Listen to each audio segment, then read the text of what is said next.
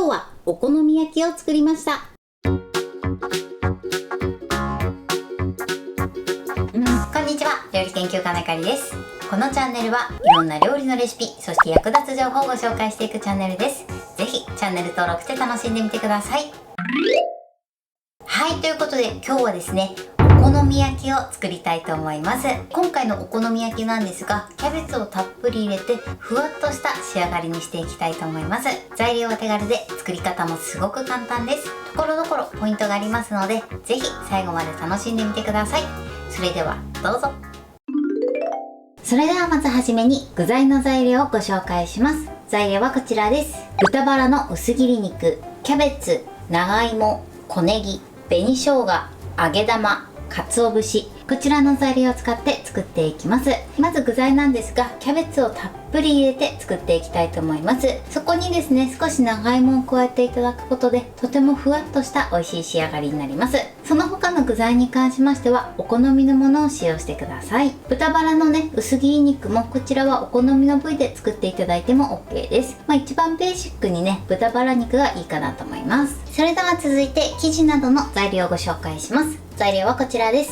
薄力粉、お水、卵、マヨネーズ、塩、サラダ油、こちらの材料を使って作っていきます。卵に関しましては L サイズ、M サイズどちらでも OK です。ここでポイントなのがマヨネーズですね。マヨネーズを加えていただくことで生地がふわっとした仕上がりになります。そして最後にですね、トッピングの材料をご紹介します。材料はこちらです。お好みソース、青のり、マヨネーズ、鰹節、こちらの材料でトッピングしていきます。鰹節に関しましては糸削りといって、ちょっとねこのように細めに削ってある鰹節を使用していきます。こちらはお好みのものを使用してください。ということで早速作っていきたいと思います。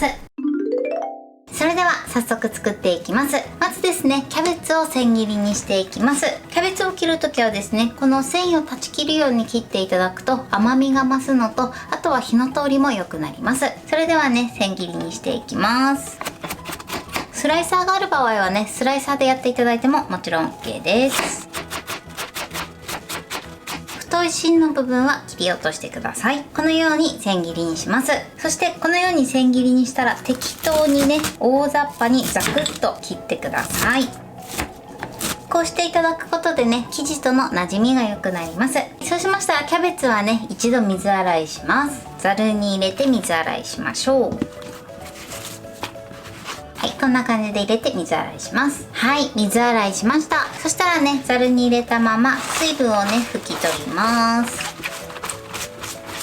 キャベツはこのように切って水洗いして水を切ってください。続いて小ネギですね。小ネギはですね、さっと水洗いをして水分を拭き取ってから切ってください。まず根元を切り落とします。そして半分に切ってまた半分に切ります。あとはね、切り口を揃えて小口切りにしていきます。ちょっと太めの小口切りにしていきます。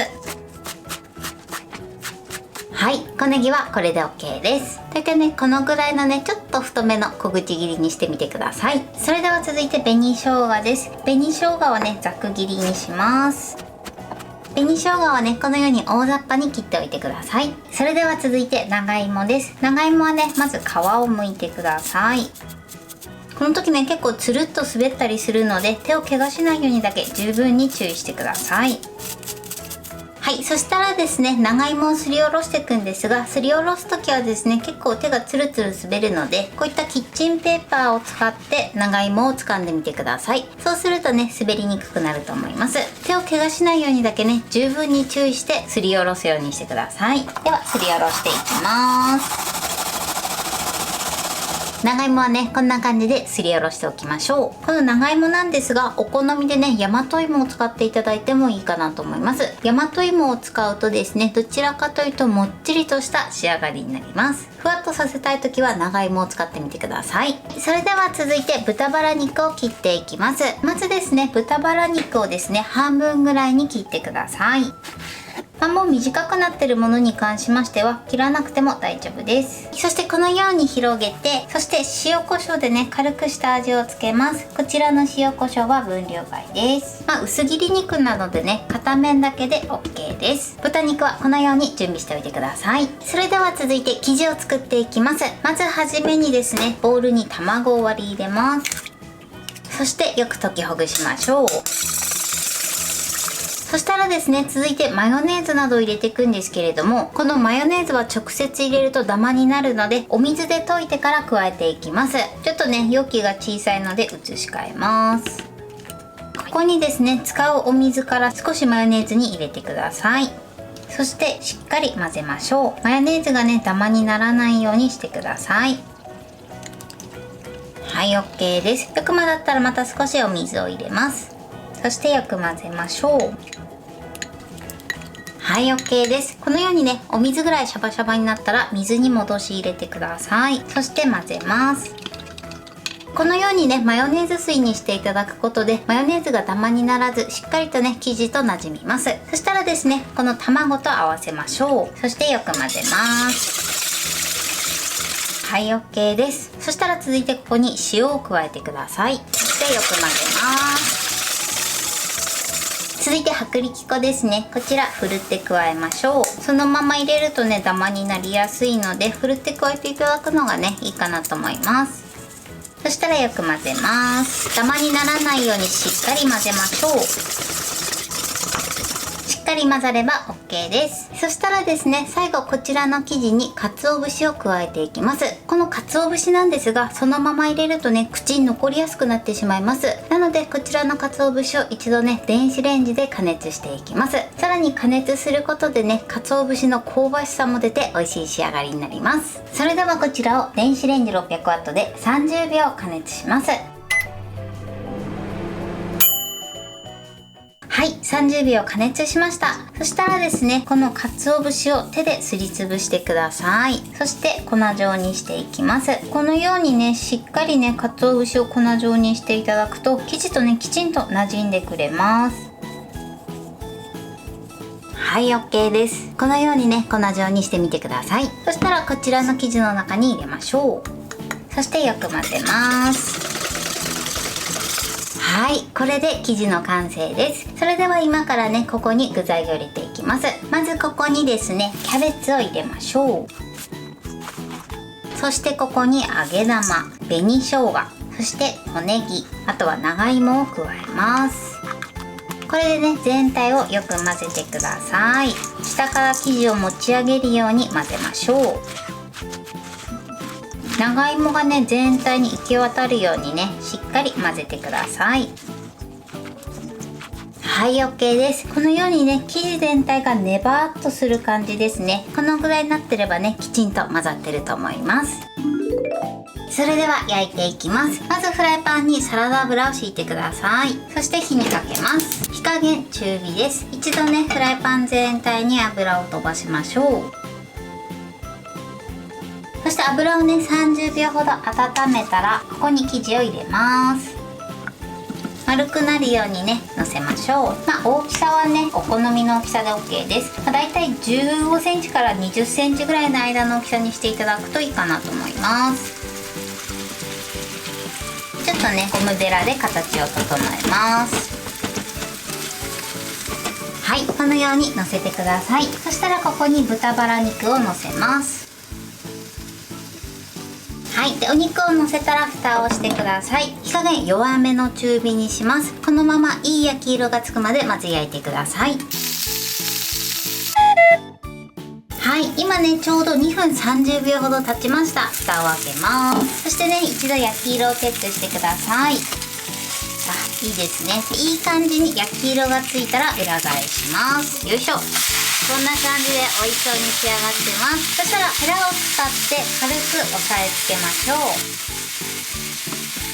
そしてまた蓋をします。今度火加減弱火ですね。弱火でだいたい3分から5分ほど焼いていきます。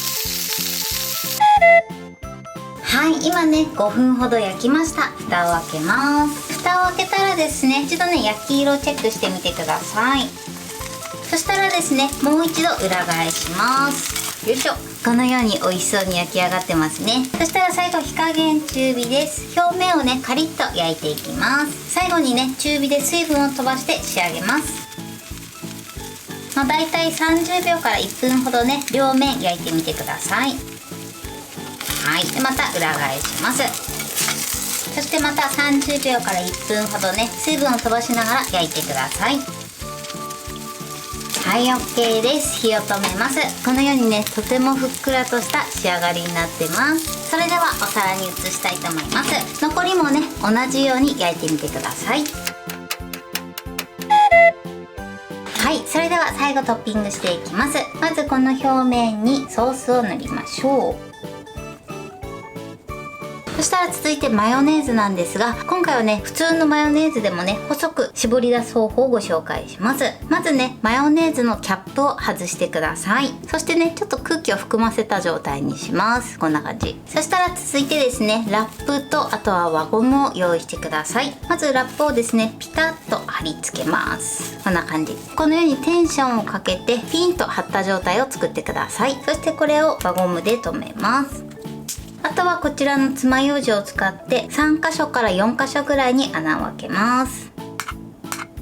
はい、このように穴を開けてください。あとはねこちらを絞り出すだけなのですごく簡単です。では絞ります。そうするとねこのように細くマヨネーズを絞り出せます。ぜひこちらもやってみてください。マヨネーズの絞り方はいろんなやり方があるのでお好みの方法でやってみてください。そしたら続いて青のりです。あとはね鰹節をのせます。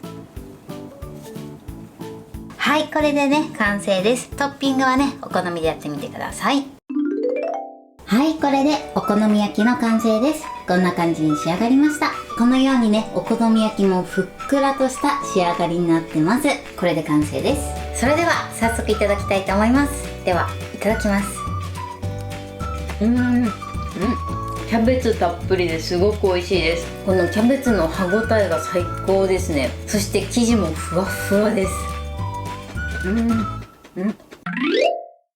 はい、ということで今日も美味しく仕上がりました。今回のお好み焼きのポイントです。まずですね今回生地の中に長芋とあとはマヨネーズを加えてます。この2つを加えていただくことでとてもふわっとした生地に仕上がります。ちょっとねもっちり感を楽しみたい場合は大和芋を使っていただくといいかなと思います。長芋を使っていただくとふわっとした仕上がりになります。そして生地のポイントなんですが、今回鰹節を加えてます。鰹節をですね一度電子レンジで加熱して、そして粉末状にしていただくことで生地との馴染みが良くなります。そのまま入れちゃうとね口に残ったりするので、できるだけ細かめに粉末状にしてみてください。さらにですね加熱して粉末状にすることでより香ばしい仕上がりになります。生地ができたらですね具材を合わせてあとは焼くだけなのですごく簡単です。焼く時もですね両面蒸し焼きしていただくことでふっくらとした仕上がりになります。ただそのまま仕上げてしまうとちょっとべちゃっとした仕上がりになるので、最後はですね蓋を開けて両面軽く焼いてみてください。そしてトッピングに関しましても今回マヨネーズを細く出す方法などもご紹介しました。こちらもですねすごく簡単なのでぜひやってみてください。今回20センチのフライパンを使ったんですが、今回の分量で3枚作れてます。